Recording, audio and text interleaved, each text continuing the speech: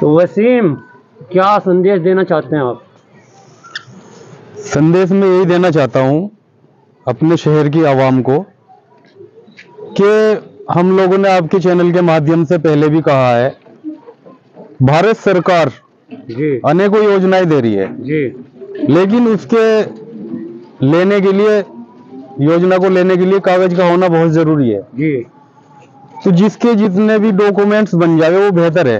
आज वक्त है, नगर पालिका का पूरा सहयोग है, हर तरीके से आपके कागज बनाने में सक्षम है सभी अधिकारी। तो मैं ये चाहता हूँ, मैं ये संदेश दे रहा हूँ, जितने भी कागजों में कमियां है लोगों के वो पूरी करा लीजिए। कौन से कागज की कमी दूर हुआ? आय प्रमाण पत्र, जाति प्रमाण पत्र, आधार कार्ड, बैंक का खाता, ये सभी डॉक्यूमेंट्स है।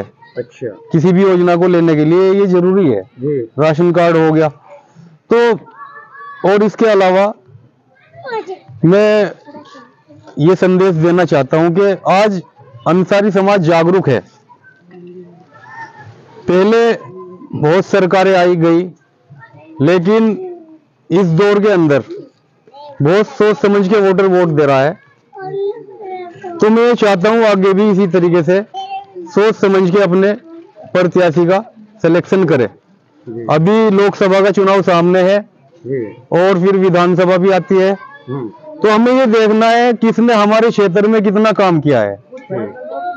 अब विधानसभा क्षेत्र में मैं ये नहीं कह रहा कि वार्ड का ही, विधानसभा क्षेत्र में हमारे मल्ला समाज भी काफी संख्या में है जो जमुना के किनारे है। बाकी पिछले काफी समय से हमारी होश से भी पहले से ही समाज तो यहाँ रह रहा है, लेकिन उनके लिए कोई भी काम कारोबार की व्यवस्था नहीं की गई।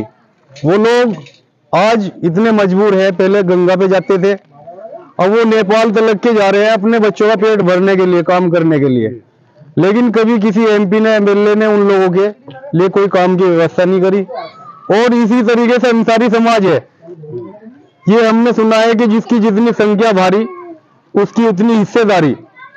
आज कैराना विधानसभा और लोकसभा के अंदर अंसारी समाज बड़ी संख्या में है, लेकिन काम कारोबार न होने के कारण बड़ी मजबूरी से गुजर रहा है, बड़ी लाचारी से गुजर रहा है।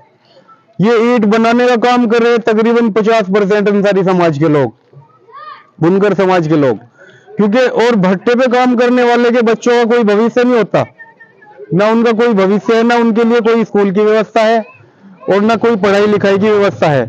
बड़े बड़े शहरों में हम लोग देख रहे हैं बड़े स्तर पे बुनकर का काम हो रहा है, जैसा कि बनारस हो गया, मेरठ हो गया।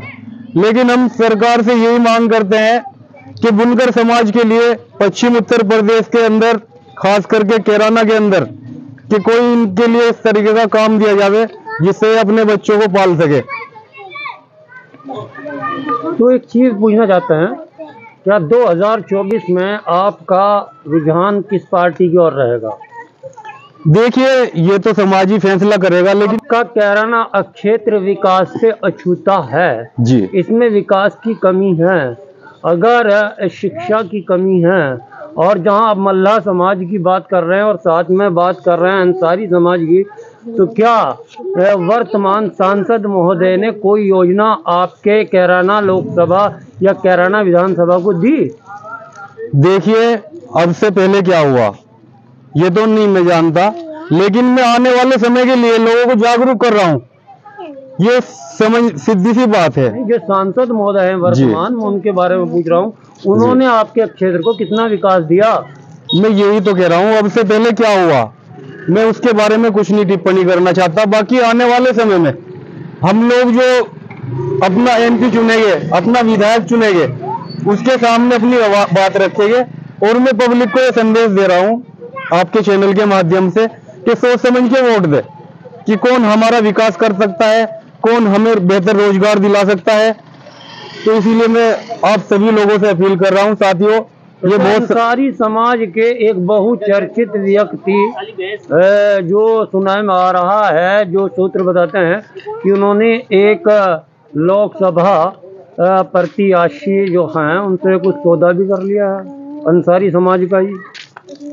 देखिए, ये बातें तो मैं नहीं, इन पे कोई ध्यान नहीं देना चाहता। बाकी समाज खुद जागरूक है, नजरअंदाज करना चाहते हैं। समाज जागरूक है, समाज समझ चुका है अब वो पहले वाली बात नहीं रही कि एक तरफा वोट दे दिया। अब लोग समझ रहे हैं इस बात को कि कौन हमारा विकास करेगा। और आपके चैनल के माध्यम से मैं यही संदेश देना चाहता हूं कि इस बात को हमें समझना पड़ेगा। हमारी नस्लों का, हमारी फसलों का सवाल है जी। तो हमें समझना पड़ेगा इस बात को। तो आपका जो बिरादरी को एक करने का उद्देश्य है या किसी को भी समर्थन करने का उद्देश्य है, क्या उसमें किसी बहुचर्चित व्यक्ति का भी हाथ है आपके बोलने के पीछे?